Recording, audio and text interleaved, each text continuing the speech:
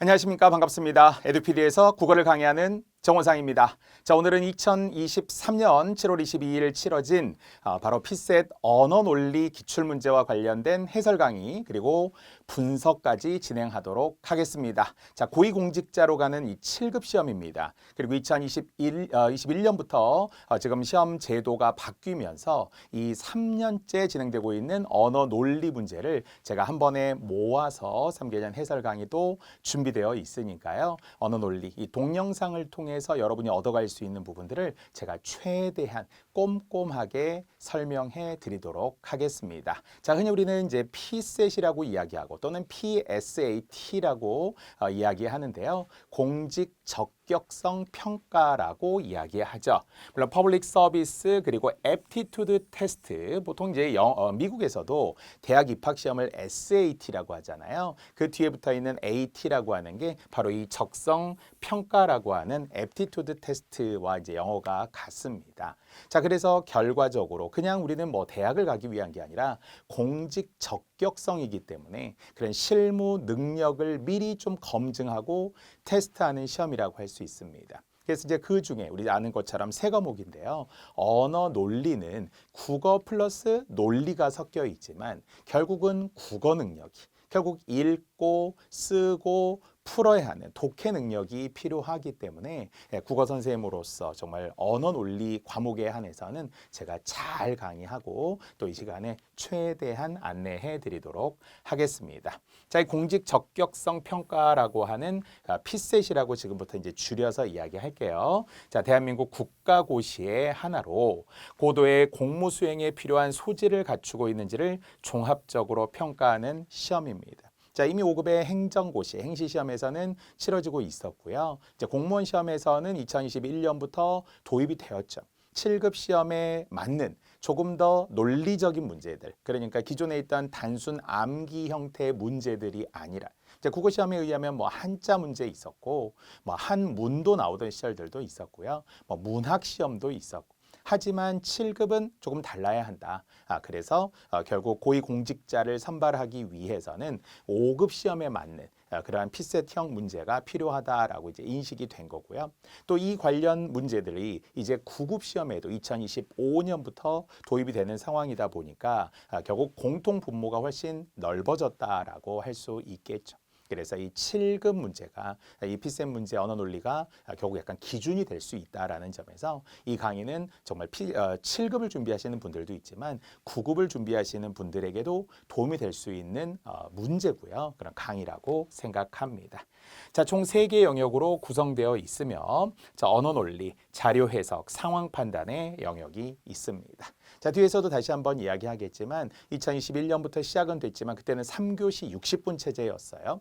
그런데 2022년부터는 2교시의 체제로 바뀌면서 흔히 말하는 언상, 언어 논리와 상황 판단을 1교시 120분 동안 이제 치르게 되고요. 나머지 2교시, 물론 점심 뒤에 시간을 좀 준 다음에 자료 해석 시험을 이제 따로 보게 된 거죠. 나름 이유가 있을 거예요. 120분 동안 최대의 집중력과 지구력을 요하기도 하고요. 또 이 언어 논리를 현실적으로는 60분 동안 풀기가 조금 어렵습니다. 그래서 푸는 전략으로 보면 상황 판단을 먼저 풀고 나서, 왜냐하면 법조문들 같은 경우가 어떤 근거를 제시하면서 확인만 하는 문제라서 생각보다는 상황 판단을 좀 빨리 풀었다. 그만큼 남는 시간을 언어 논리에 투자할 수 있다. 이렇게 전략적으로 이야기하시는 분들이 많습니다. 그냥 단순히 묵묵하게 1번부터 언어 논리부터 이렇게 푸는 것보다는 나에게 맞는 방법들을 찾아보는 것도 결국 점수를 위해서 우리는 결과를 내야 되기 때문에 필요한 간단한 전략이 되겠죠. 자, 그래서 이야기했던 것처럼 이제 이 언어 논리 시험을 이제 우리가 준비하기 위해서 지금 이 시간을 갖고 있는 건데요. 자, 문장 구성과 이해력, 표현력, 비판과 논리적 사고력, 추론력 등을 검정한다라고 하는 것이 실제 이제 시험 출제 기관에서 밝힌 정확하고 객관적인 어떤 지표가 되겠어요. 자, 문장 구성이라는 것부터 보니까 간단해 보이지만 결국은 문장은 단어로 구성되어 있고 단어가 모여 구가 되고 문장이 되고 문단이 되고 글이 되는 건데요. 그런 각각의 정확한 짧은 문장력들로부터 시작을 하는 거죠. 그것이 결국은 객관적인 사실적 사고여야 되고 이해여야 되는 거잖아요. 정말 A라고 말했으면 A라고 받아들일 수 있어야 되고 A보다 B라고 말하면 B에 초점을 맞춰야 되고 B라기보다는 A라고 했을 때는 A여야 하고 할 수 있다라고 하면 이게 가능성의 이야기고 해야 한다라고 하면 당위적인 서술어죠. 그러니까 이렇듯이 문장 구성에서도 가장 필요한 우리는 주목서의 구성, 주어, 목적어, 서술어의 구성이지만 워낙 사이사이에 관형어나 부사어가 수식어로 삽입이 되고 또 단순한 혼문장, 단문이 아니라 복문, 이 겹문장의 구성을 이루고 있다 보니까 이것이 대등하게 이어졌는지 종속적으로 이어진 건지 인과관계인지 선후관계인지 이런 문장 구성부터 시작을 해야 된다라는 거죠. 그래서 우리는 사실 긴 글에 대한 부담을 갖는 분들은 정말 짧은 글들, 우리 같으면은 짧은 단문이라고 하는 것이 약 300자 정도도 시험에 활용이 되기도 하는데요. 보통은 약 400자에서 600자 정도. 그러면 단문이나 중문 정도 되거든요. 그래서 짧은 한 단락씩이라도 좋으니까. 그걸 쪼개면은 문장이라도 좋으니까 시선을 어디에서 끊어 읽어야 하는지 어떤 게 키워드인지 이런 사실 문장력에 대한 부분들로 출발을 해야 돼. 너무 막 압박감 갖지 마시고. 심지어는 지문이 아니라 선택지. 우리 같으면 이제 오지선다에 나와 있는 이 선택지를 하나하나 정말 분석적으로 읽고 잘 끊어서 읽고 앞뒤 관계 확인하고 이런 거에 대해서 출발하면 돼요. 자, 문장 구성력, 또 이해력이 있죠.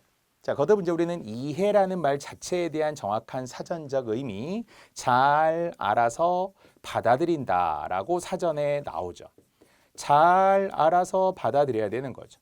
아까 말했지만 아라고 말하면 아라고 받아들이고 어라고 말하면 어라고 알아듣고 오라고 말하면 오라고 알아듣고 이런 게 정확한 이해여야 되는데 가장 위험한 것은 비약 또는 지나친 단정 또는 확대 해석 오역이죠. 잘못 읽는 거예요. 오독이에요. 잘못 해석하고 잘못 읽는 오독이라는 이런 게 굉장히 위험하잖아요. 그래서 결과적으로 잘 이해해야 한다.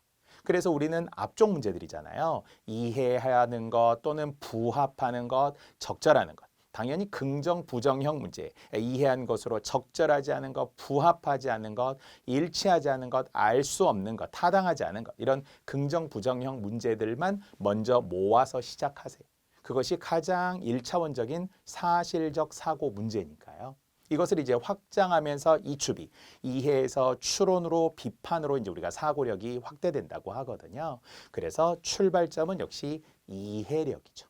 이해할 수 있어야 되고요.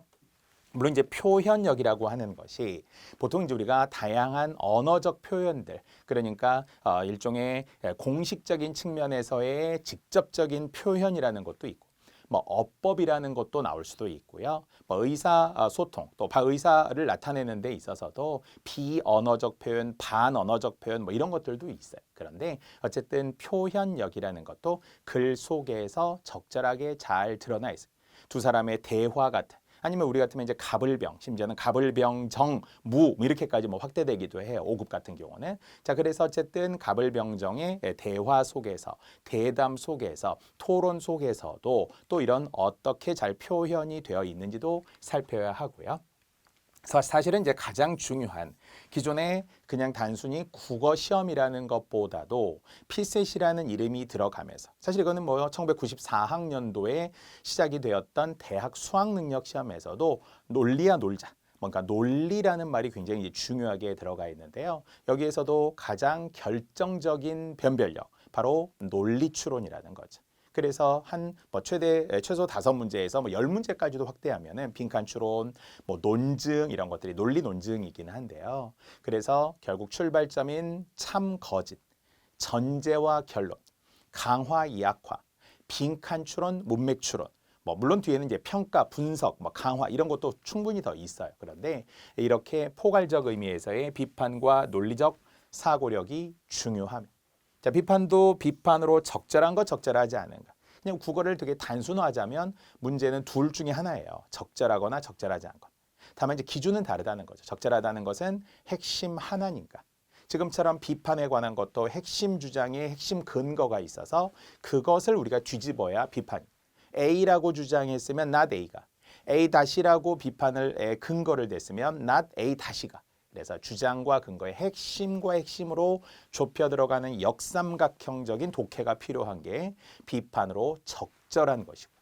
하지만 반대로 비판으로 적절하지 않은 것이라고 할 때는 결국 이 부분적으로는 다 맞을 수 있다는 거예요. 첫 단락에 있어? 맞아요.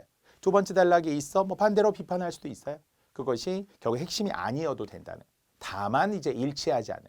뭐 그래서 전혀 언급되지 않은 것에 대한 비판을 한다거나 글과 같은 내용이 나온다라거나 이러면 이것이 비판으로 적절하지 않은 그 하나가 되겠죠. 소거법을 통해서 지워나가고 틀린 하나 이렇게 이제 찾는 또 방법이 되니까요. 자, 어쨌든 비판에는 기준이 있다라는 것, 그리고 거듭 논리라고 하는 것 속에서 논리, 논증이라는 것 중 참, 거짓, 그리고 전제 결론. 사실 이제 여기서 출발하면 돼요. 역시 패턴화되어 있다라는 것. 반복해서 푸시면 좋고요. 자, 추론이라고 했습니다. 자, 추론이라는 것도 지금 우리가 이제 확대했을 때 빈칸 추론 또는 2021, 2023년까지 포함했을 때 가장 많이 나오는 단어예요. 가장 많이 나오는 단어인데요. 문제 속에서 말이죠. 자, 그 추론이라는 단어가 무려 공통적으로 4번 플러스 알파예요. 그 이전에는 실제 5급 시험에서는 추론이 뭐 훨씬 더 많이 명명되어 있어요. 명시되어 있긴 한데요. 공식적으로는 우리 7급 언어 논리 시험에서는 2021, 2022, 2023 3개년 모두 4번 공식적으로 나왔고 뭐 보기라든지 아니면은 그 이외 선지 속에서는 플러스 알파 더 있기도 합니다. 물론 추론이라는 것도 두려움 없이 간다면 간접적 일치죠. 그래서 글의 내용을 토대로 해서 약간 확대하는 거죠. 뭐 지나치게 확대하는 것이 아니라 A에 살짝 살을 붙여 A인데 B인가, A인데 C인가 이런 거는 가능한 거죠. 다만 너무 확장하게 되면 그것은 비약이라는 거죠.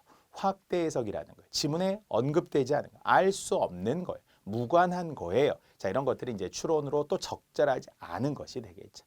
다시 한번 내용 추론, 구조 추론, 형식 추론, 뭐 역시 빈칸 추론, 이 추론에 관한 내용들도 우리는 이름을 갖다 붙이면 상당히 많습니다. 자, 그리고 이 비셋에서 아주 중요하다라는 거죠. 자, 이제 우리는 이 언어 논리 이야기를 제가 분석 1시간, 그리고 뒤에 문제풀이까지 해서 제가 최대한 3강으로 지금 준비를 하고 있거든요. 천천히. 처음 하시는 분들도 있고, 또 정말 미세하게 놓친 분들도 있어요. 제 제자 중에 5급 행시 합격한 재원이라는 이제 남학생이었는데 이 제자분이 있었는데 이 학생이 3번이나 5급을 떨어지면서 굉장히 좌절감을 맛보았어요. 왜냐하면 거의 한 문제 차이로 떨어지고.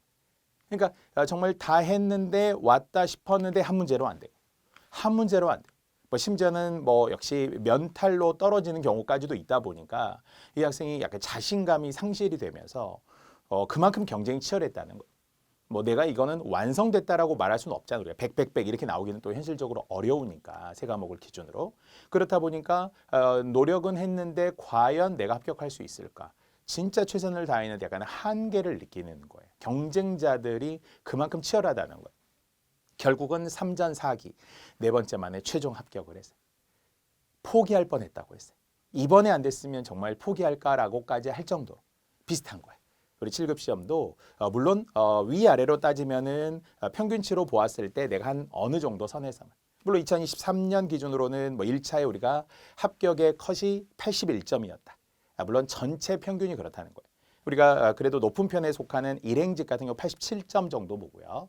세무직 같은 뭐 교정직은 조금 점수가 낮을 수 있잖아요. 그런데 그래도 우리가 80점 정도를 기준으로 한번 본다고 쳐본다면 물론 이것은 2022년의 평균 71점보다는 10점이 올라간 거죠. 왜냐하면 2022년이 어려웠거든요.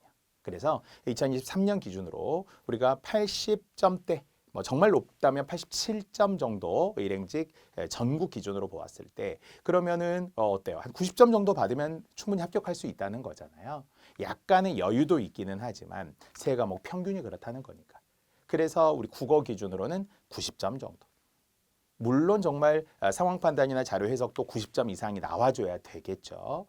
또 제가 아는 분 중에는 세무직인데 언어 논리에서 72점 나왔더라고요. 세무직에 72점이 나왔지만 합격했어요. 이것은 물론 상황 판단이나 자료 제시가 80점대 후반이 나왔더라고요. 86점 정도 이렇게 나왔기 때문에 평균으로 합쳤을 때 합격이 되는 직력, 세무직이기 때문에 가능하기도 했어요. 자, 그래서 지금 이야기의 취지는 결론적으로 비슷한 부류끼리 하는 경쟁을 하는 거기 때문에 정말 그 한두 문제를 소중히 여겨야 된다라는 것이고요. 그 기준이 되는 게 언어 논리다. 왜냐하면 상대적으로 언어 논리에 대한 부담을 느끼는 분들이 되게 많아요. 기출문제만 풀면 되지 이렇게 말하는 분들도 있지만 제가 이 강의를 통해서 정말 실질적으로 손으로 딱 잡을 수 있는 그런 팁들을 제시해 드리려고 합니다. 자, 두 번째 자료 해석입니다. 결과적으로는 뭐 거의 수학에 가까운 문제이긴 하지만 조금 쉬운 수학이다 이렇게 말하기도 하죠. 그래서 그림도 나오고 표도 나오죠. 통계도 나오죠. 숫자들이 뭐 결국 네모 속에 다 들어있는 셈이라고 볼 수 있는 이 자료 해석과 관련된 문제. 역시 처리와 응용 계산, 정보와 또 분석, 또 정보 추출 등의 능력을 검정한다라는 것이고요. 자, 상황 판단이 이제 1교시에 언어 논리와 함께 치러지다 보니까 상황을 주게 된 거죠. 주로 법 조문 같은 거, 조항 같은 거, 규칙 같은 것들이 나오고요. 그리고 뭐 역시 근거, 보기의 근거를 통해서 이렇게 어떤 상황을 통해서 주는 거죠. 이해, 추론, 분석. 물론 이것도 넓은 의미의 뭐 국어라고도 할 수 있지만 과목으로는 국어보다는 역시 이 상황 제시에 관한 거기 때문에 약간 논리형 문제, 약간의 수리적인 부분들도 좀 포함이 된다라고 할 수 있습니다. 다만 아까 이야기했듯이 시간으로 보면은 아무래도 지문이 긴 이 언어 논리에 시간을 더 많이 투자해야 되기 때문에 가장 기본적인 전략은 상황 판단을 먼저 풀고 남은 시간에 언어 논리에 집중한다. 물론 상황 판단은 한 40분에서 45분 정도, 물론 뭐 이건 개인 차이가 있어요. 하지만 조금이라도 빨리 풀고 50분 이하로 풀고 그 10분이라도 언어 논리에 더 투자하면 70분도 풀 수 있고요. 근데 이제 예전에 의하면 60분 동안 풀 수 있게끔 1교시에 단독적으로 주었던 거잖아요. 그러니까 60분에도 빨리 풀 수 있으면 더 좋죠. 그리고 우리는 남은 10분 정도를 어떻게 또 집중적으로 투자하느냐가 중요하죠. 60분 잡았을 때는 50분, 10분의 전략을 또 잘 생각해야 되죠. 이미 사실은 초시생과 재생의 차이가 뭐냐. 초시생은 시간의 조절을 못한다. 시간의 전략이 없다. 하지만 재생은 이미 경험을 했기 때문에 어떻게 시간 전략을 짜야 되는지가 엄청 중요하다는 걸 알고 직접 실천할 수 있어요. 여유를 갖고 푸는 거예요. 방법을 알기 때문에. 그래서 미리미리 초시생분들도 미리미리 마음의 준비를 해두어야 하겠죠. 자, 이제 우리는 이러한 언어 논리와 관련된 기준, 어떻게 출제되느냐는 기준을 더 집중적으로 우리가 이제 더 살펴보게 될 것이고요. 자, 그렇게 보면 7급, 5급, 9급을 비교했을 때, 자, 7급에 지금 이제 우리가 이 언어 논리 이야기를 하는 건데요. 물론 시간으로 따지자면은 25문항을 60분에 풀어야 되기 때문에 2분 10초, 2분 14초 이런 정도로 조금은 더 갈 수는 있어요. 근데 마킹해야죠. 최종 다시 검토해야죠. 수정해야 될 필요도 있죠. 헷갈리는 그 한두 문제. 4번, 5번, 3번, 2번 막 이거 헷갈리는 거 있거든요. 그 문제 더 집중해서 보려면 가능하면 한 문항을 기준으로 보았을 때 평균 2분 정도 잡게 되면 50분.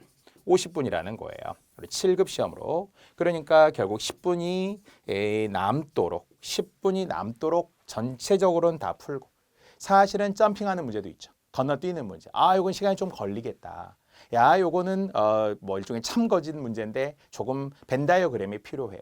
표가 필요해 이런 거 있잖아요. 그러려면은 일단 건너뛰는 것도 좋아요. 심지어는 어떤 분은 그냥 포기한다 이렇게도 이야기하고. 다만 포기 전략은 전략이라고 할 수는 없잖아요. 나머지를 다 맞는다고 쳤을 때 한두 문제를 틀릴 수는 있지만 나머지를 다 맞는다는 보장이 없기 때문에 그 문제에 어쨌든 집중적으로 투자해야 돼요. 정말 어떨 때는 이 한 문제가 당락을 좌우한다 치고 한 5분 이상 더 시간을 투자할 수도 있어야 돼요. 그러려면 남아야 되잖아요, 현실적으로. 앞쪽에 빨리, 상황 판단 빨리, 언어 논리 중에서도 앞쪽 문제, 특히 이제 1번부터 대략 한 12번까지 앞쪽 문제는 사실적 사고가 많다는 거예요. 하지만 뒤쪽 문제들로 가면서 논리 추론, 논리 퀴즈, 참 거짓, 강화, 약화, 평가, 분석 이런 문제가 뒤에 있다 보니까 훨씬 더 시간이 더 오래 걸리고 고난도 문제들이 많다. 이렇게 볼 수 있겠죠. 자, 오지선다로 되어 있고요. 또 지문의 길이로 보더라도 수능보다는 짧다 이렇게 좀 마음 편히 생각하셨으면 좋겠어요. 수능은 그래도 천자가 넘어가는 게 일반적이에요. 그런데 우리 7급 시험에 의하면은 짧으면 600자 이하도 있어요. 500자, 400자도 있지만 대다수를 차지하는 경우가 600자에서 1000자 정도. 그래서 단락으로는 2개 정도 단락이 짧은 형태로, 길다면 3개, 4개 정도 단락까지, 기호를 주면 가나다, 라 정도까지 나오는 경우가 최대다 이렇게 볼 수도 있어요. 물론 우리가 2023년 기출로 보니까 최대는 21번, 22번 지문에 있었던 공리주의. 물론 우리는 제레미 벤담 최대다수의 최대 행복도 생각이 나지만 A 공리자와 공리주의자와 비공리주의자가 나왔던 이 두 문제의 세트형 문제인데 이게 1461자 글자 수 검색에 넣었을 때 공백 포함 바로 띄어쓰기 포함해서 보통 글자 수를 계산하는데요. 이게 최대이기는 했어요. 하나 정도의 지문이 지금 그랬고요. 나머지는 길어야 1000자 정도, 1050자 정도 이렇게 넘어가는 경우가 일부 있습니다. 대부분은 1000자 미만이 많고요. 그러니까 여러분도 결국은 독해 전략, 읽기 전략에 필요한 건 이제 우리가 독해 전략에서 결국 글자 수에 맞는 역시 독해를 반복적으로 하는 거죠. 400자끼리 묶어서 좀 보고 600자끼리 보고 1000자 지문이 나왔을 때 내가 어떤 심리적 압박감을 갖는지 읽기 전부터 지고 들어가는 건 아닌지 뭔가 읽기 전에 겁을 먹으면 잘 안 읽히잖아요. 근데 내가 1000자 괜찮아. 이 정도는 내가 읽을 수 있어. 1400자 그래. 2문제니까 그럴 수 있어. 이렇게 생각을 하면서 역시 최대는 1400자 하나. 근데 보통은 1000자 정도를 기준으로 해서 보시면 좋겠어요. 자, 5급은 이제 시간이 아무래도 90분 길고 문항수도 많죠. 오지선다 같고요. 글자, 지문수 길이도 600자에서 1000자 정도로 비슷합니다. 물론 제 5급은 문제수가 40문제로 많다 보니까 40문항이다 보니까 그래서 조금 더 어려워 보이는 느낌은 있어요. 근데 문제의 난도로 보면은 거의 비슷하다. 그래서 5급 준비하시다가 7급 시험 보시는 분들도 있고요. 또 7급 준비하다가 나는 5급 행시 도전하고 싶다 하시는 분들도 있을 수 있어요. 이런 공통분모를 넓게 만들기 위해 결국 필세 시험이 도움이 되었다라고 할 수 있거든요. 자, 물론 이제 9급 시험은 20분 평균, 물론 9급 시험도 결국 독해력이 강화되면서 이런 논리 문제들이 들어오게 되면서 20분에 현실적으로는 못 풀어요. 평균이라고 제가 잡은 거니까요. 그래서 25분, 심지어는 27분, 28분 이렇게까지 푸시는 분들도 합격자 중에도 있습니다. 다른 과목에서 시간을 또 빼야 되겠죠. 행정학, 행정법, 한국사 이런 데서 시간을 줄일 수 있어요. 자, 역시 사지선다, 이제 오지선다와 구별하는 거잖아요. 정답률이 25%로 이제 올라가게 되겠고요. 자, 길이는 짧아졌어요. 2025 역시 예시 문제부터 비롯해서 보면은 400자, 600자 정도 실 글자 수는 조금 더 짧아질 수 있습니다만 그래서 400자, 600자라면은 심리적인 부담은 확실히 9급은 좀 적고요. 7급은 지문이 길고 또 제재도 확실히 조금 더 복잡하죠. 물론 실무 소재 등이 5급과 7급, 7급에 더 많이 들어가기는 하는데요. 주무관 이야기들도 나오고요. 또는 역시 우리가 어떤 적극 행정의 행정과 관련된 소재들도 나오기도 하고요. 공무원들의 공직과 관련, 그러니까 공직 적격성 평가라고 하는 거죠. 조금 더 실무와 관련된 소재들이 7급에 더 많다. 뒤쪽으로 가서는 그렇습니다. 자, 이렇게 7급, 5급, 9급을 비교해 드렸고 우리는 7급을 위한 언어 논리 이야기입니다. 자, 문제 유형도 물론 훨씬 많지만 그래도 약간 순차적으로 1번부터 25번까지 기준으로 어떤 문제들이 주로 구성이 되어 있는지를 보려고 해요.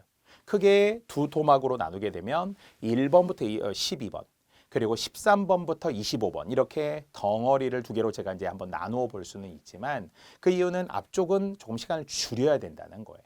사실 우리가 언제나 예상 가능한 1번 문제가 있거든요. 고려는 고려 정부는 아니면 중국의 송나라 때 이렇게 하기도 하고 2021년처럼 태극기는 이렇게 이제 출발하기도 하는데요. 주로 역사 이야기. 그래서 1번, 2번 쪽이 주로 역사에 많이 구성이 평균되지만 대부분 일치, 이해, 부합 문제. 그러니까 빨리 풀고 넘어갈 수 있다는 거죠. 1번부터 괜히 힘을 빼지 말고 너무 시간 낭비하지 말고 슬로우로 가지 말고 퀵으로 가주다가 뒤쪽에 가서 최대한 집중을 해야 되니까요. 자, 그래서 일치 주제 쪽 문제가 1, 2번, 3, 4번 이렇게 이제 패턴처럼 많이 붙어 있는 편이고요. 물론 수정 고쳐쓰기 퇴고라고도 이야기하는데요. 대화도 나오고. 자, 그리고 이제 본격적으로 빈칸 추론, 논쟁 분석, 내용 추론, 자료 추론, 논리 추론. 사실은 이제 이 논리 추론이 어렵다라고 이야기가 되면서 그래서 이제 뒤쪽으로 이어지게 되죠. 이제 13번, 14번, 15번, 16번 그래서 참 거짓 문제들까지로 계속 이제 이어지게 되는데요. 논리 추론 문제. 전제 결론.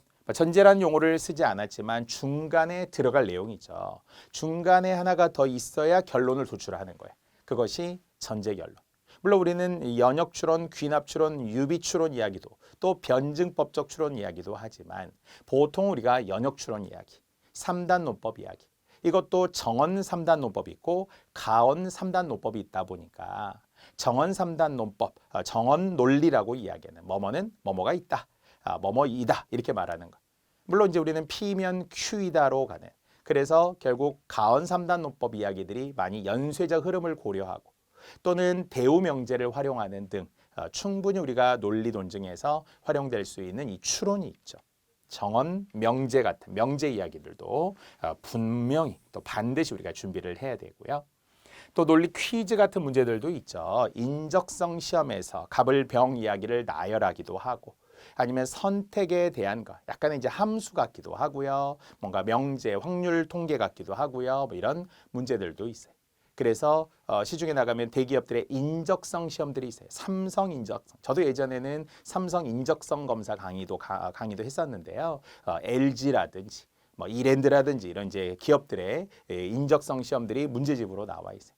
그럴 때 논리 역시 참거짓이라든지 간단한 논리 퀴즈 형태 문제, IQ 테스트 같은 문제 이런 것도 준비해 볼 만합니다. 자, 이제 뒤로 가면서 자주 나오는 말들이 실험 결과, 논증 평가, 내용 분석. 그러니까 평가 분석 문제가 또 중요하죠. 고난도 문제에 해당이 되죠. 그냥 단지 지문 하나가 아니라 지문과 보기를 연계해야 되는 문제들이 뒤쪽으로 많이 구성이 되어 있다는 거예요. 그래서 정말 사고력이 우리에게는 60분 기준으로 보았을 때 약 40분에서 정말 60분 사이에 올 때 뇌에서 지진이 일어나거든요. 막 부담을 느낍니다. 바로 이럴 때 어떻게 극복하느냐예요. 다 비슷하거든요.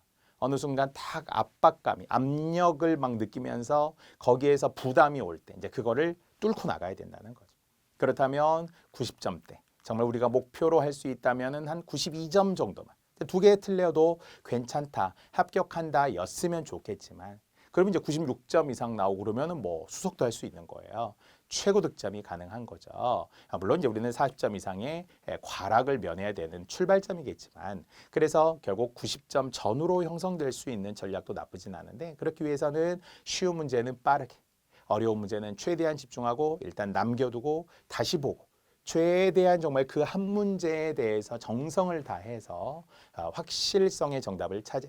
어차피 우리 국어는 지식이 아니고 암기가 아니기 때문에 외워서 푸는 건 아니잖아요. 그러면 좀 긴가민가 할 때가 있단 말이죠. 이거 정말 3, 4번 같은데. 심지어는 문제에서부터 말리고 꼬일 때가 있거든요. 뭘 묻는지 잘 모르겠고 지문도 좀 잘 이해가 안 되고. 이런 게 아까 이야기했던 논리 문제에서 그러면서 참 거짓 문제에서 표가 필요할 때가 있다는 거예요. 그 표가 네모의 표인지 벤 다이어그램인지 어떤 것인지를 여러분이 화살표가 필요한 것인지를 잘 판단해야 되겠죠. 자, 강화 약화. 역시 강화한다라는 것은 글쓴이의 생각을 지지한다, 동의한다, 일치한다. 그러면 강화하는 것이고요. 약화한다라는 것은 당연히 글쓴이의 견해를 지지하지 않는 것이고 반대 입장이 나오는 거죠. 근데 여기에 숨어 있는 경우가 있어요. 뒤에 나오지만 제3의 경우도 있다는 거죠. 5급에는 이런 게 훨씬 더 많이 나와요. 경우의 수를 따졌을 때 A도 있고 B도 있고 C도 있다는 거죠. 강화하지도 않고 약화하지도 않는다. 그렇죠? 여기까지도 우리가 생각을 해야 논리적으로 탄탄해져. 즉 일종의 흑백 논리의 오류에서 벗어날 수 있는 거죠. 흑과 백 사이에는 회색이라는 것이 있을 수 있으니까 좋다와 싫다 사이에는 좋아하지도 않고 싫어하지도 않는, 흔히 우리는 중간항이 있는 반대 관계, 중간항이 없는 모순 관계라고 하는데 강화, 약화는 반대 관계라고 봐야 되겠죠. 중간항이 존재할 수 있으니까요. 자, 내용 분석. 그리고 이제 뒤쪽으로 가서는 실무 소재 활용. 아까처럼 뭐 공무와 관련된, 그래서 주무관 이야기도 많이 보이고 적극 행정 이야기들도 보이고, 그래서 이런 행정과 관련된 실무 소재의 활용들로 나오기도 하고요. 또 표를 주면서 표에 대한 판단 문제까지도 이번에 뒤쪽 문제 24번, 25번 이렇게 뒤쪽 문제를 이루고 있어요. 자, 이것이 1번부터 시작해서 결국 대체로 25번까지 마무리가 되는 순서라고 보았을 때 앞쪽은 조금 쉬울 거라는 거예요. 물론 조금 쉽다라는 것이지 처음 하시는 분들은 막 좀 압박감이 있을 거예요. 근데 우리는 처음 하고자 하는 출발점은 누구나 있지만 결국 finally, 마침내, 결국 끝내 이겨내야 되는 거기 때문에 마지막 쪽까지 우리가 신경을 좀 써줘야 되겠죠. 자, 이렇게 문제 유형들도 평균적으로 살펴보았는데요. 이것은 2021, 2023까지의 대체로 공통된 유형이라고 볼 수 있어요. 아까 말했지만 추론이라는 단어가 4번이나 반복적으로 쓰입니다. 공통적으로. 아니면 이제 뭐 정말 일치, 이해 이런 단어도 많고요. 참거짓 단어도 한 3번씩 나옵니다. 강화, 약화도 한 3번씩 나오기도 합니다. 그러니까 우리는 4번이나 뭐 3번이나 비슷하긴 하지만 반복되는 패턴, 반복되는 공식에 대입을 한다라는 생각으로 모아놓고 푸시면 가장 좋겠죠. 물론 시중에 나가면 P셋에 몇 개념 문제 이렇게 쭉 있잖아요. 누적된 두껍고 아주 크고. 자, 그런 문제들도 물론 언젠간 우리가 다 풀어야 되겠죠. 기출 문제부터 출발하는 것이 가장 객관적이긴 하니까요. 자, 그래서 결과적으로 독해가 핵심이다. 당연한 이야기겠지만 언어 논리에 필요한 3가지라고 저는 이제 생각을 했어요. 오늘 내내 이야기했던 출발이 뭐라고 했어요? 이해입니다. 잘 알아서 받아들여야 되는 거죠. 곡해하지 않아야 된다고 했어요. 오독하지 않아야 된다고 했어요. 확대 해석하지 않아야 됩니다. 확대 해석이 어디에서 많이 나온다고요? 서술어. 단정적이냐, 가능성이냐. 부정이냐, 긍정이냐. 이 중에 부정에 의한 긍정이냐. 인과관계냐, 선후관계냐. 이런 관계를 잘 파악하는 것이 되게 중요해요. 우리 그냥 글자만 읽는 게 아니잖아요. 우리는 문해력이라는 게 필요하기 때문에 결국 사실적 이해, 객관적 이해, 정확한 이해. 그렇죠? 이런 게 가장 출발점이 되고요. 자, 2번째는 언어 논리라는 과목에 맞게 논리, 논증이라는 게 필요하다라는 거죠. 저는 이것을 하나로 묶었어요. 뭐 논리 따로, 논증 따로 할 수도 있지만 가장 먼저 생각나는 참거짓, 전제 결론, 빈칸 추론, 문맥 추론, 내용 추론, 뭐 심지어는 어휘 추론 이런 것도 다 가능합니다. 그래서 이 논리 논증이라는 것만 따로 빼서 문제집이 있기도 하잖아요. 우리는 이미 간접적 문제집을 다 가지고 있는 거예요. 기출 문제가 있으니까 사이버 고시센터에 들어가셔서 출력을 받기만 하면 되고 우리 스스로 혼자 통찰하는 시간이 필요하거든요. 분석하는 시간이 필요해요. 내 논리가 맞는지 이게 도대체 무슨 말인지 이해가 안 돼. 그런 문제를 좀 골라서 심지어는 오답 노트, 서브 노트 이런 거 만들 수 있죠. 자, 논리 논증이 있고요. 자, 3번째는 결국 추론 비판이라고 했어요.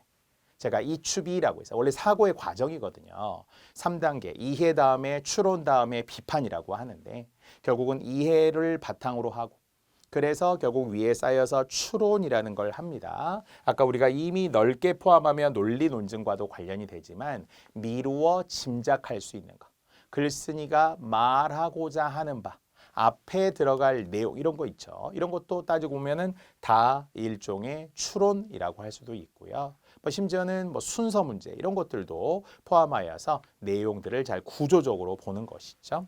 자, 그래서 추론도 아까 비판의 기준 이야기했기 때문에 적절한 거냐 적절하지 않은 거냐 핵심 주장과 핵심 근거를 찾아야 돼서 그것을 뒤집는 비판도 있고 역시 글의 내용이 일치한 가운데 선일치 후 비판이 돼야 되는 거니까요. 글의 내용을 바탕으로 하라. 뭐 역시 많은 합격자들의 수기, 많은 제자들의 조언 이런 이야기를 저도 다 종합해 보더라도 글 속에 답이 있다는 것. 역시 독해가 핵심이다라는 것은 뭐 분명한 사실이니까요. 자, 그래서 지금부터 제가 나름 분석을 해보면서 숫자로 말하고 싶었어요. 피셋 언어 논리 핵심 30대 팁. 이것만은 꼭 알자. 정말 30가지라는 것은 많습니다. 10가지로 줄일 수도 있고 20가지 정도로 갈 수도 있었는데요.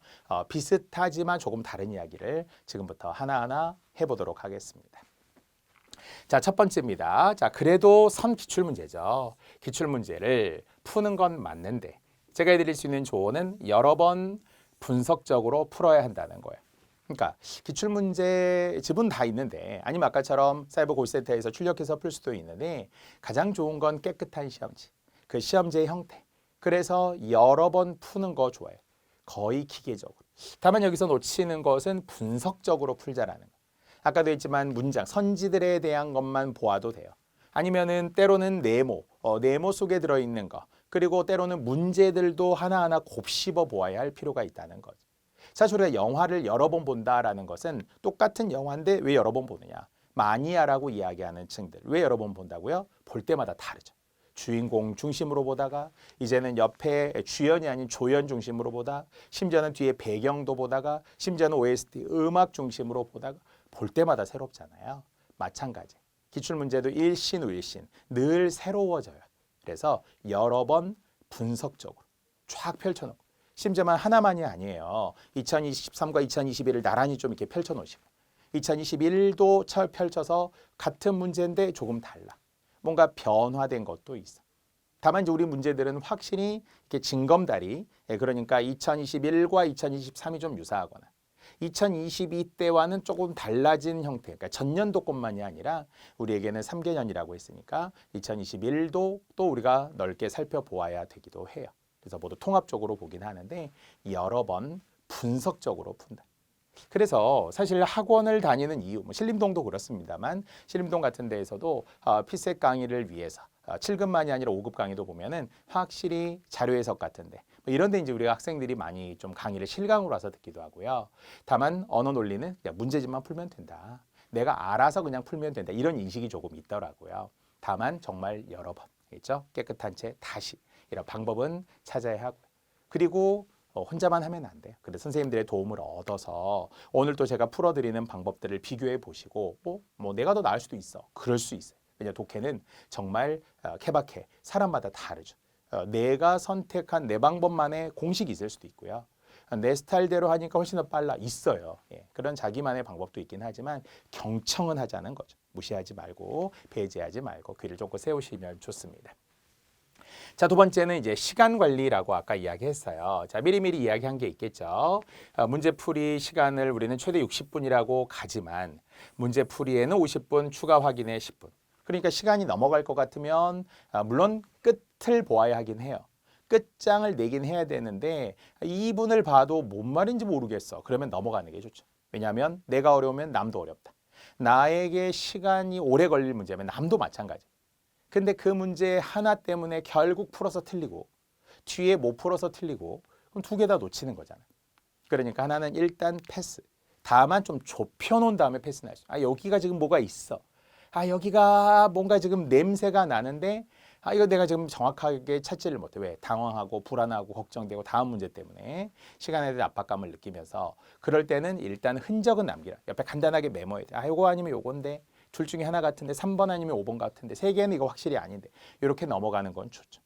넘어가도 그냥 넘어가지 마시고요. 시간 관리 우선입니다. 자, 그래서 선 상황 판단 후 언어 논리 전략을 추천한다라고 해서 실제 수험생들이 많이 하는 거니까요. 그러면은 60분이 결국 주어진 시간이기는 하지만 50분에 70분 갈 수도 있고요. 45분에 75분 갈 수도 있어요. 정말 시험 때는 그 1, 2분이 굉장히 소중하죠. 심지어는 지난 우리 수능 같은 경우 꼭 그런 사례들이 있거든요. 마킹할 때. 마지막 OMR의 마지막 하나 그 체크하다가 선생님이 손 올리세요. 자, 이제 마지막 경고에 손 올리세요. 요거요. 자, 부정행위. 그래서 퇴장. 아니에요. 저 쓰고 있었어요. 아니야. 저 아니야. 다 안 썼. 아니야. 내가 2번이나 경고 줬어. 그래서 퇴장. 0점 처리. 울면서 막 사정하고. 너무 안타깝잖아요. 그러니까 그 정말 이 1, 2초가 인생을 좌우한다라고 생각하면 시험은 가혹합니다. 결과로 판정이 되기 때문에. 자, 그래서 우리는 그 1, 2분을 줄일 수 있는 방법을 어디서 상황 판단에서 좀 줄여야 하지 않겠는가라고 생각하는 것이 현실적인 방법이겠고요. 자, 세 번째, 많은 문제가 아니라 좋은 문제를 풀자. 말리면 안 된다. 자, 간혹 우리가 이제 시중에 모의고사라고 나올 때가 있어요. 파이널 모의고사. 근데 그게 또 좀 너무 어려울 때가 있거든요. 선생님들의 욕심으로 막 한꺼번에 막 고난도 문제를 집중해서 줄 때가 있어요. 또 문제의 객관성, 또 문제의 신뢰성 이런 게 담보가 안 될 때도 있죠. 그래서 당연히 기출문제가 좋은 문제인 건 맞고요. 그래서 기출문제를 좀 여러 번 분석적으로 푸는 게 좋고요. 그렇더라도 또 예시 문제 또는 모의고사 문제를 풀면서 아, 이런 형태로도 나올 수 있겠구나. 그게 도움이 됐다라는 분들도 있어요. 모의고사에 처음에는 막 불만, 불신, 아, 이건 너무 짜증나, 점수도 안 나오고 이럴 때도 있긴 한데요. 그러나 계속 이제 누적해서 인내하고 이게 약간 성격과 관련이 되잖아요. 공부도 성격이다라고 생각하고 잘 정리하는 성격이었으면 좋겠고 인내하는 성격이었으면 좋겠고 긍정적인 성격이었으면 좋겠고 또 틀리고 나서도 조금 더 우리는 강인한 성격이어야 하겠죠. 괜찮아. 시험을 보고 난 당일날도 독서실에 갈 수 있어야 되고 정말 우리가 쉬더라도 놀지는 말자라는 걸 실천해야 되잖아요. 쉬는 건 괜찮은데 뭔가 이벤트를 주면서 어디 또 놀러 가고 또 누구를 만나고 어디에 여행 가고 이러면 이게 후유증이 있으니까요. 놀지 말고 쉬자. 예, 이러면서 뭐 어떤 때로는 음악 하나, 내가 좋아하는 음악 하나로 위안을 삼기도 하고 때로는 뭐 코인 노래방 가서 노래 한 곡 들으면서 부르면서 위안을 삼기도 하고 아니면 그냥 나는 하루 푹 잔다. 잠을 자면서 위안을 삼기도 하고 어떨 때는 그냥 재미있는 텔레비전 프로그램 하나 내가 다 고정해서 보내. 하나만 봐도 재밌고. 제가 한때 공부할 때는 광고만 봐도 그렇게 재밌더라고요. 어쩜 이렇게 한 30초 동안에 광고가 볼 때마다 새로워져. 왜? 자주 뭐 텔레비전을 보지 못했던 시절이기 때문에 그런 작은 위로에도 좀 만족하고 또 행복할 수 있으면 절대 목표에서 눈을 떼지 않는 것도 필요하니까요. 하여튼 문제를 풀 때 좋은 문제. 여기서 말하는 좋은 문제는 객관적인 문제, 검증된 문제가 가장 좋고 또 문제 중에서도 이거는 선별해서 풀어도 돼요. 저도 돈이 없던 시절에는 서점에 가서 서서 문제집을 풀 때 돈 주고 살 수 없으니까. 그럴 땐 골라서 보고 요 문제 한 3번 정도 풀어보고 또 넘겼다가 한 10번 정도도 풀어보고 이렇게 하는 것도 좋습니다. 자, 이렇게 좋은 문제를 많이 풀어보시고요. 자, 전체적인 역시 학생들의 반응은 지문은 무난하지만 선지가 어렵다고 해요. 그러니까 우리가 좀 놓치는 경우, 막 지문이 어려워요. 뭐 문제는 대충 보고 지문에만 막 집중하는 경우가 있는데 아닐 수 있다. 선지가 막 비슷비슷하잖아요. 갑은 병보다 어떻고 갑은 을은 갑보다 어떤데 뭐가 많고 적고 많고 이런 것들이 때로는 엄청 헷갈리게 나올 때도 있고요. 참거짓뿐만 아니라 아까처럼 부정의 부정인지 부정인지 아니면 긍정인지 비교 형태인지 이런 게 우리 말에서 정말 교묘하게 어떨 때는 막 종이를 찢어버리고 싶을 정도의 짜증나는 선지들도 있어요. 지문은 무난하다라고 생각해야 돼. 물론 지문의 성격은 포괄적이잖아요. 아까 역사로부터 대체로 시작한다고 했던 인문제재들 아니면 뭐 심리학 관련 이야기들, 뭐 언어 이야기들 이런 것도 있지만 최근에는 워낙 다양하게 나오니까 반드시 나오는 과학 이야기도 나오고요. 아니면은 역시 사회 이야기도 나오고 그래서 경제 쪽 많이 선택되기도 하고요. 기술 이야기도 나오고요.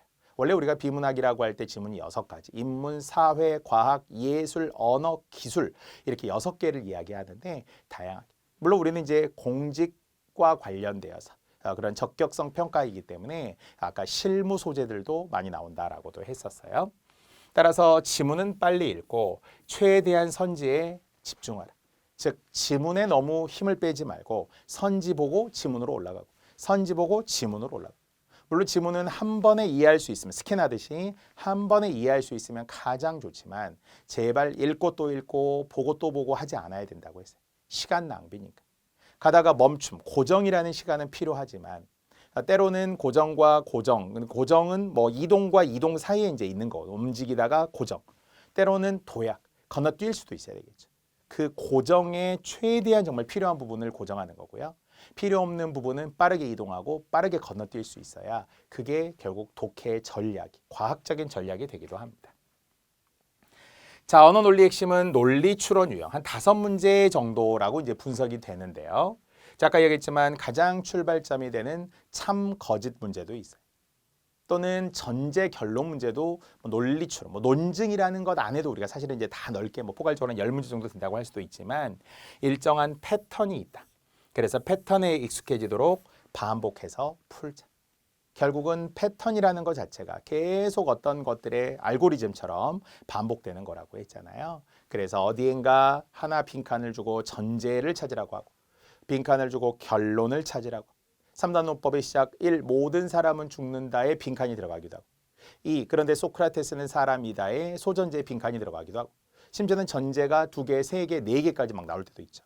그리고 결론. 그러므로 소크라테스는 죽는다라고 하는 이 결론을 어떻게 도출하게 되어 있는지 위아래, 아래의 관계를 잘 고려하는 것도 좋고요. 자, 이렇게 추론형 문제들 패턴이 있다. 반복해서 풀자라는 것이고. 자, 위험한 것이 비약이라고 했어요. 원래 비약이라는 말의 사전적 의미는 어떤 단계를 뛰어넘는 거예요. 물론 우리는 긍정의 의미의 비약적인 발전을 했다. 경제가 우리 한국 사회 70년대 비약적인 발전, 단계를 뛰어넘은 거예요. 그건 좋은 거죠. 하지만 논리의 비약, 위험한 거라고 했어요. 그렇게 말하지 않았다. 항상 그렇게 말하지 않았다. 누가 글 쓰니까. 그런 말이 아니야 이거잖아요. 우리가 오해가 생기는 게 그거잖아요. 아니 그런 말은 아닌데 자꾸 일부분만 잘라가지고 판단하지 마세요. 오버하지 마세요. 에바예요. 이런 거 하잖아요. 그래서 그렇게 말했다라고 우리가 받아들여야 되는 것이 맞는 거고 그렇게 말하지 않았다라고 말하는 게 결국 비약적인 거죠. 확대 해석이라고 했어요. 그냥 혼자서 될 것 같은데 위험한 거라죠. 될 것 같은데 내 생각이죠. 그렇게 말한 건 아니었다는 거예요. 맞는 말 아닌가? 그 아니에요. 이 정말 그 경계가 되는 논리적인 지점들, 객관과 주관 사이. 어떨 때는 확대 해석하라고 해요. 추론 같은 경우. 근데 또 어떨 때는 확대 해석하지 말라고 해요. 이런 게 모호해 보이기도 하지만 시험은 객관적인 평가라고. 그것도 검증된 평가라고 우리가 받아들이잖아. 누가 변해야 돼? 내가 변해야 되는 거죠. 시험 문제가 변할 수 없는 거죠. 출제진에게 아무리 이의 제기를 해도 잘 안 받아들여 준단 말이죠. 그 논리를 가지고 낸 거니까. 그래서 결국 내가 변해야 된다. 객관적으로 받아들이고 논리를 비약, 다시 한번 확대 해석하거나 오버하지 말라. 그렇죠? 그렇게 말하지 않았다라는 것을 항상 또 염두에 두셔야 하고요. 철저히 지문에 근거하여 객관적으로 풀자. 이제 비슷해지겠죠. 지문에 근거하여 객관적으로 풀면 된다. 고득점자, 특히 한 90점대 이상이 나오신 분들은 이번 시험에 대해서 무난했다라고 평가했고 지문 속에서 답을 찾을 수 있었다. 기존에 풀던 유형과 비슷했다. 전년도에 워낙 어려웠기 때문에 평균 10점 이상 올라갔다는 건 엄청 올라간 거예요. 모든 과목이 말이죠. 그래서 71점에서 81점 전체 평균을 기준으로 보았을 때 대체적으로 그렇게 되었다는 것은 정말 지문에 근거하고 풀었더니 풀렸다라는 거예요. 확실히 쉬운 거는 되게 쉽거든요. 누가 보아도 글과 반대되는 게 나올 수도 있는 거고요. 그러다 우리는 고난도 문제에도 집중해야 되고요. 자, 문제를 먼저, 여기서는 쉬운 문제겠네요. 자, 쉬운 문제를 먼저 해결하고 어려운 문제에 시간 투자하라. 결국 변별력은 어려운 문제. 아까 이야기했지만 때로는 이런 추론 문제가 어려울 수도 있어요. 논리 논증, 평가, 분석, 표 분석 이런 게 시간이 오래 걸리기 때문에 그래요. 어렵다라는 것은 문제가 어려울 수도 있어요. 지문이 어려울 수도 있어요. 보기가 어려울 수도 있어요. 선지가 어려울 수도 있어요. 아니면은 시간에 대한 압박감 때문에 이제 초조해지니까 안 보이는 거예요. 그래서 시간이 실력이다. 시간이 실력이다라는 생각으로 어려운 문제를 또 잘 찾아야 하고요. 자, 5번째, 평소에도 논리적으로 생각하는 습관을 갖자라고 했어요. 아까 말했던 바로 그 제3의 경우 때문에 그렇다는 거죠. 긍정도 있고 부정도 있지만 아무것도 아닐 수 있어요. 강화하는 것도 있고 약화하는 것도 있지만 아무것도 아닐 수도 있다라는 것이죠. 근데 놀랍게 이게 답이 될 때가 있어요. 제3의 경우. 강화하지도 않고 약화하지도 않고. 강화하는 것은 아니면은 또 기억은 글쓴이의 견해를 강화한다. 약화한다. 강화하지 않는다. 약화하지 않는다. 근데 아무것도 아니에요. 이럴 수 있다는 거예요. 그래서 이 아무것도 아니다라고 하는 제3의 경우까지도 우리 논리 안에 분명히 들어있어야 하고요. 자, 그래도 우리 국어에 가장 많이 나오는 지문, 언어 논리에 가장 많이 나오는 지문은 비교 대조형 지문이라는 거죠. 두 사람이 나오기도 하고요. 찬성 반대가 나오기도 하고요. 과거 오늘날이 동양과 서양이 나오기도 해요. 자, 비교 대조형 지문의 내용을 정확하게 파악해야 한다. 자, 결국은 화살표 A와 B가 대등한 거죠. 대등 대립한 것이기도 해요. 50대 50이죠. 자, A보다 B는 화살표가 B를 향하고 있잖아요. 그래서 A보다 B여야 하는데 오답은 B보다 A일 가능성, 아니면 비교하지 않았을 수 있어요. 이 위험한 게 비교하지 않았는데 자꾸 억지로 비교하게 만든. A는 이렇고 B는 이렇다라고 한 거예요. 근데 A보다 B가 어떻다고? B보다 이거 안 돼요. A가 아니라 B, 알겠죠? B가 아니라 A, 이런 것도 우리는 정확하게 잘 따져 봐야 하겠죠.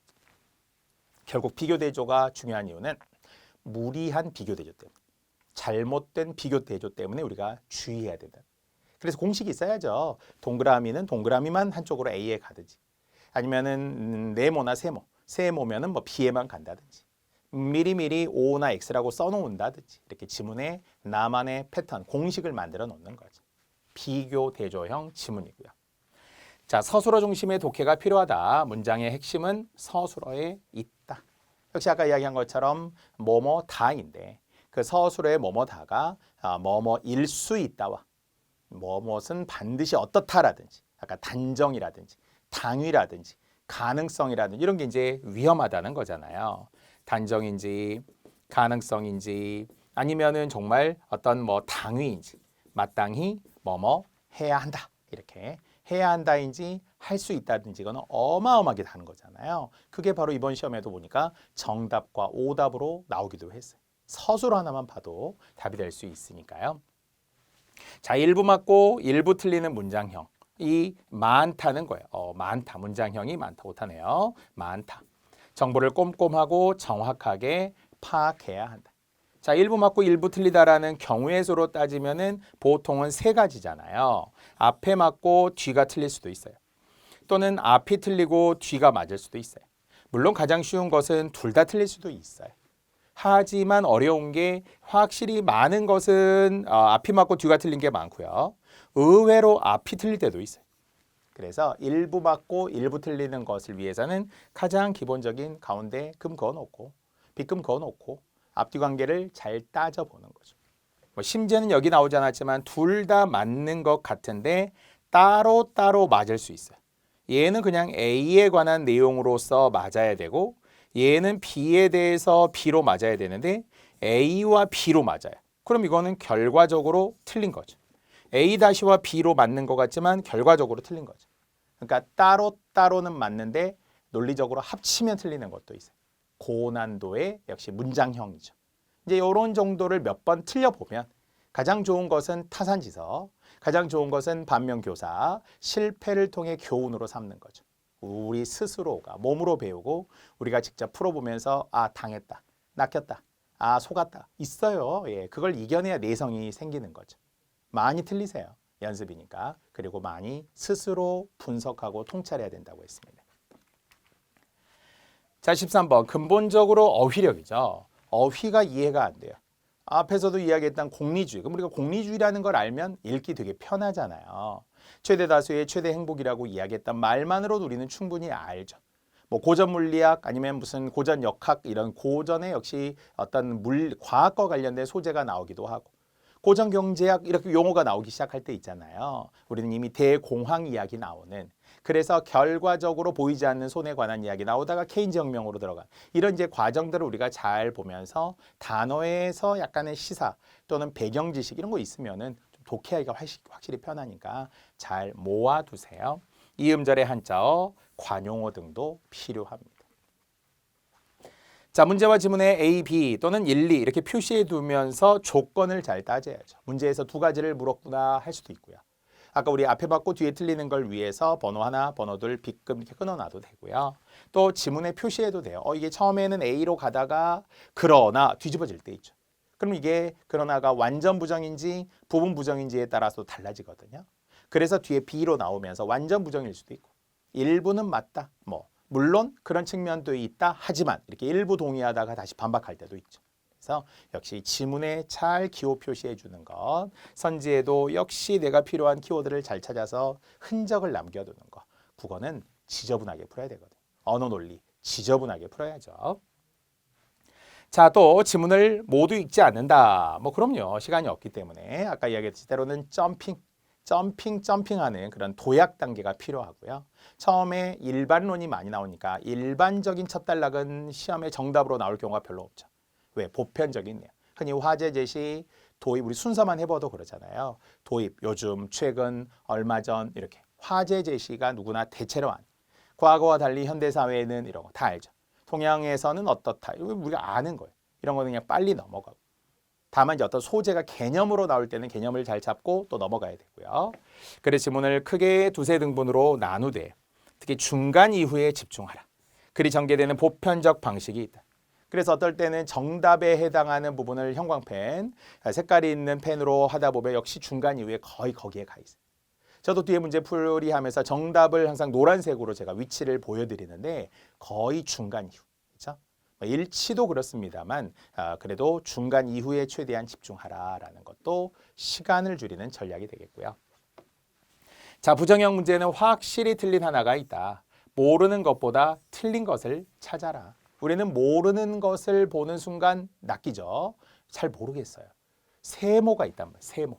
근데 우리는 X를 찾아야죠. X가 정답인 거니까 퀘스천이 있을 수 있다는 거예요. 그런데 알고 보니 그냥 맞았어요. 알고 보니 맞은 거고 우리는 틀린 하나. 그래서 꼭 1, 2번에서 약간 고민하는 선지가 있다면 4, 5번까지 푸세요. 4, 5번 쪽에 확실한 게 나오기 때문에 모르는 것보다 틀린 것을 찾아라. 자, 가급적 선택지를 먼저 보고 문제를 읽는 습관을 갖는다. 이때 주의할 점은 단순히 단어를 확인하는 것만이 아니라 논리적으로 잘 이해해둬야 한다. 선택지니까요. 1, 2, 3, 4, 5번을 이야기하는 거죠. 그래서 전체적인 줄거리를 파악할 수 있어요. 이 글의 소재가 무엇에 관한 이야기구나라는 걸 우리는 어느 정도 가늠할 때가 있어요. A겠구나. 자, 다만 이제 그 관계를 보라고 했어요. 무엇에 관한 글이다가 아니라 그래서 그 무엇이 어떻게 전개되고 있구나. 그러면 나머지 B인지 C인지 D인지 뭐 E인지 F 이런 게 이제 나올 수 있겠죠. 그래서 조금 더 합쳐놓고 흔적을 남기고 읽다가 돌아오고 읽다가 돌아오는 것은 좋아요. 선지에 집중해야 돼요. 우리는 문제에서 정답이 나오는 게 아니라 지문에서 나오는 게 아니라 선지에서 답이 나오는 거잖아요. 그래서 아까 말했던 선지에 최대한 집중해달라라고 했고요. 자, 기억하기보다 기록하라 그랬어요. 정리학용이 많이 했던 이야기래요. 기억하기보다 기록하라. 잘 메모하라라고 했어요. 적절한 기호를 사용해 표시하고 기록하는 것만으로도 결국 시간을 줄일 수 있다. 그렇죠? 나만의 공식이 필요해. 말로 설명할 수 있어. 나 공식이 있어. 나 문제 푸는 방법이 있어. 동그라미, 세모, 네모, 괄호, 화살표, 돼지꼬리. 그렇죠? 이런 나만의 기호도 좋고요.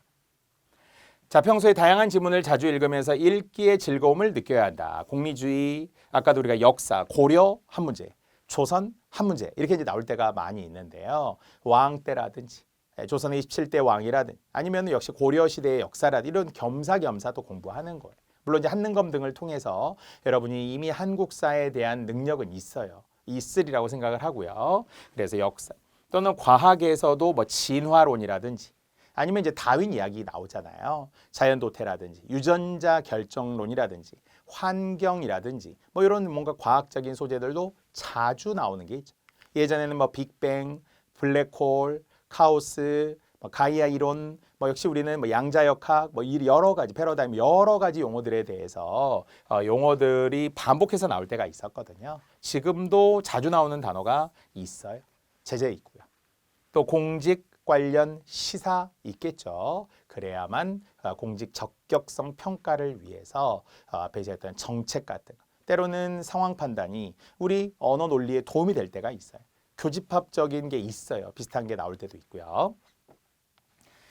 자, 그리고 90점 이상의 전략으로 한두 문제는 여유를 갖고 이 여유를 갖고 간다는 것은 포기하라는 게 아니에요. 이것은 오히려 마지막에 좀 풀자라는 이야기지 중간에 너무 집착하지 말 것 그랬어요.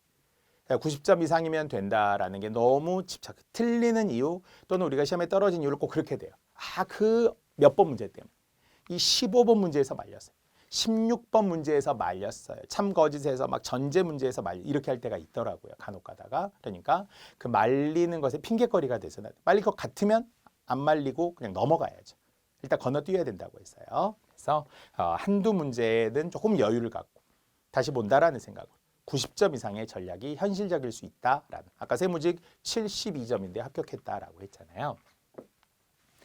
자, 언어 논리 유형은 지식 문제가 아니므로 몰라서 틀리는 문제는 없다. 따라서 실수해서 틀리는 문제가 없도록 한다. 당연하지만 실수하지 않도록 어디서부터 문제부터 정말 적절한 것, 적절하지 않은 것 잘 보고 심지어는 막 가불병 못 보시는 기호, 기억, 니은, 디귿 못 보고 강화, 약화, 특히 강화하지 않는다, 약화하지 않는다 이렇게 부정어가 들어갔을 때 이 중에 부정이 됐을 때 뭐 하지 않으면 안 된다 뭐 이런 거 있잖아요. 비교를 잘못 본 거죠. 그래서 엉뚱하게 틀릴 수 있어요. 기호 잘못 보기도 하고요. 실수해서 틀리는 문제가 없도록. 자, 논리적으로 헷갈릴 때 어떻게 한다? 문제와 조건을 다시 한 번 더 확인. 한 번 보았는데 한 번 더 보아야 된다는 거고요. 문제를 다시 보니까 알겠다. 정말 조건을 다시 보니까 알겠다라고 할 때가 있어요. 자, 이게 간단해 보이지만 가장 점수를 빨리 올릴 수 있는 방법이라고 했어요. 지나치게 단정적인 진술이 나오면 주의 깊게 보아야 한다. 옳다, 옳지 않다, 있다, 없다, 해야 한다, 할 수 있다. 이번 시험 문제가 그렇다고 했어요.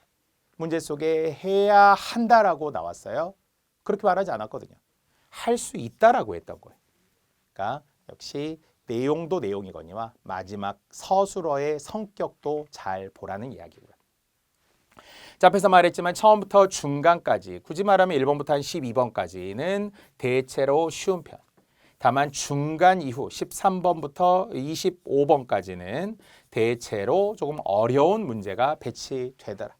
정말 등산, 산에 올라가는 거예요. 뭐 내려올 수 있어야 되겠지만 처음부터 막 느리게 꼼꼼하게 걱정하면서 풀다가 뒤에서 말리지 말고요. 뒤쪽 문제 역시 더 집중해야 된다라는 것. 자, 25번 질문을 읽을 때 고정, 이동, 도약. 이게 이제 사실 독해하는 어떤 교수법에 의한 공식적인 용어거든요.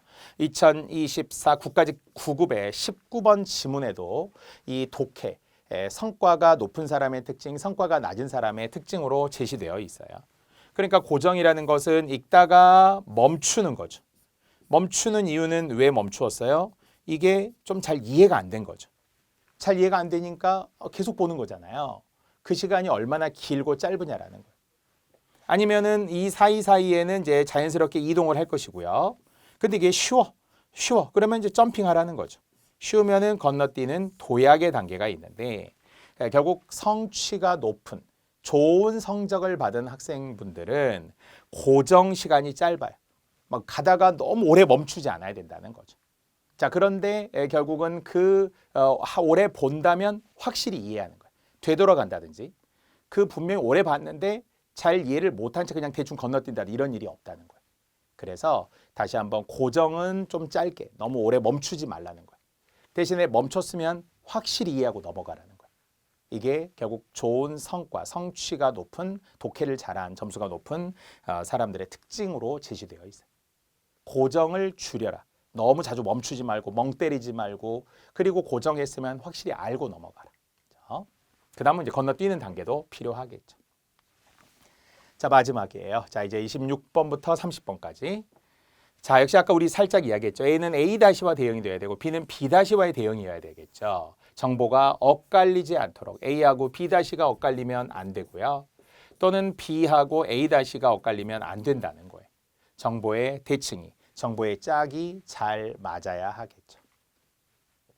자, 그런 의미의 선후관계인지 인과관계인지를 봐야 돼요.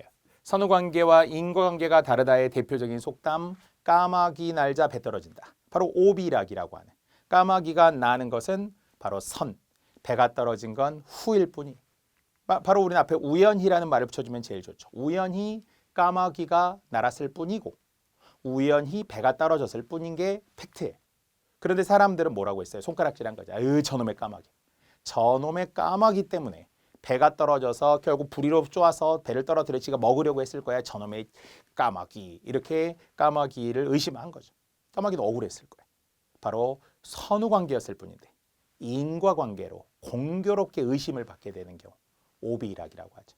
자, 다시 지문에는 선후 관계로만 나왔어요. 첫 단락, 두 번째 단락. 먼저, 나중에. 근데 이걸 A 때문에 B라고 하고 그래서 이것이 있었기 때문에 뒤에 뭐가 있었다. 이렇게 보는 게 가장 위험한 오답이라고 제가 사이사이 말하고 있었죠. 상관관계 보라고 했어요. 역시 다양한 영향관계도 있고요. 그래서 얼마나 밀접하게 관련을 맺고 아까 A는 A-끼리의 상관, B는 B-끼리의 상관관계겠고요. 자, 결과적으로 이제 우리가 참 거짓 유형은 명제 여기 대우의 관계. 뭐 당연히 일반 명제, 원 명제가 참이면 대우 명제는 항상 참이어야 돼. P면 Q인데 not Q면 not P여야 하는 것도 있고요. 또는 표로 정리하거나 벤 다이어그램. 오늘 또 우리 문제 속에 있어요. 활용하면 효율적으로 풀 수 있다.